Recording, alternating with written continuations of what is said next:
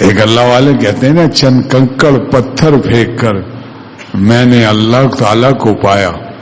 چند کنکڑ پتھر یہ سب مٹی کے ہیں, مٹی کے کھلونے, مٹی ہو جائیں گے, ساری دنیا ختم ہوگی, مٹی ہو جائے گی. مٹی پر مرنے والے مٹی ہو گئے. انہوں نے اپنی مٹی کی قیمت کو گھٹا دیا. جو خالق کی مٹی پر فدا ہوا اس نے اپنی مٹی کو قیمتی بنا دیا. تو فرماتے ہیں کہ چند کنکڑ پتھر پھینک کر میں نے اللہ کو پایا, بے الحمدللہ بہت سستا پایا. ہمارا حضرت فرما میں دیکھو تو سی کیا برے اخلاق, بری عادتیں, بری خصلتیں دے کر مولا کو پا رہے ہو. اسی کو تقویٰ کہتے ہیں, کف النفس عن الہویٰ, جس میں تمہارا ہی نقصان ہے. تمہاری صحت, تمہارے اخلاق, تمہاری عزت, تمہارا ایمان, تمہاری روحانی سب متاثر ہوتی ہے. تو اللہ تعالیٰ نے جو تقویٰ رکھا ہے اس کے اندر بھی تمہارے لیے خیر ہے, اور جو شریعت کے اوامر اور حکم رکھا ہے اس میں بھی تمہارے لیے خیر ہے. تم نہ کرو گے صحت بھی خراب کرو گے, روحانیت اور ایمان کو بھی کمزور کرو گے, اور اگر کثرت سے کبائر کرو گے تو بعضوں کے ایمان کو بھی سلب ہو جاتا ہے.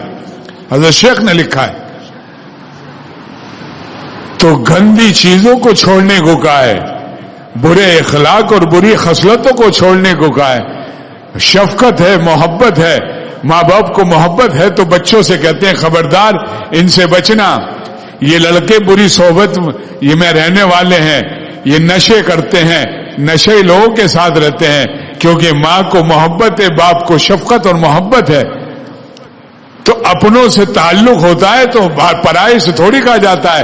تو اللہ تعالیٰ کو ایمان والے اور حضور علیہ السلام کی ایمان والی امت سے محبت اور تعلق ہے, اسی لیے حکم فرمایا تقویٰ کا ایمان والوں کے لیے. اسی لیے حکم فرمایا کل المؤمنین, یا تخصیص مومنین کے یا ایھا الذین آمنوا, ایمان والوں. یہ نسبت کو بیان فرما رہے ہیں, یہ ہمارے ہیں, انہیں پرایوں کے غیروں سے ہمارا کوئی تعلق نہیں. جو ہمارے ان سے خطاب ہو رہا ہے, کل المؤمنین, مومنوں سے خطاب ہو رہا ہے. یا ایھا الذین آمنوا, ایمان والوں سے خطاب ہو رہا ہے. دیکھو تم اپنی زندگی کو برباد مت کرو, اپنے اخلاق کو, اپنے ایمان کو, اپنی عاقبت کو برباد نہ کرو. ہم تمہارے سر پر اپنی دوستی اور ولایت کا تاج رکھنا چاہتے ہیں. اللہ تعالیٰ نے ایمان والوں سے خطاب فرمایا, نسبت ہو, اور نسبت کی بنا پر جو ہے یہ سارے عوامر کو اور اس کی طرف متوجہ فرمایا. بھائی کوئی غیر اگر ہیروئن چی پیتا ہے تو ماں باپ اس کی فکر تھوڑی کرتے ہیں, اور اس زمانے میں تو ویسے کسی میں تحمل نہیں. وہ تو کہتا ہے میاں آپ اپنا کام کیجئے. اب تو بچے بھی اس درجے نالائق ہوتے جا رہے ہیں.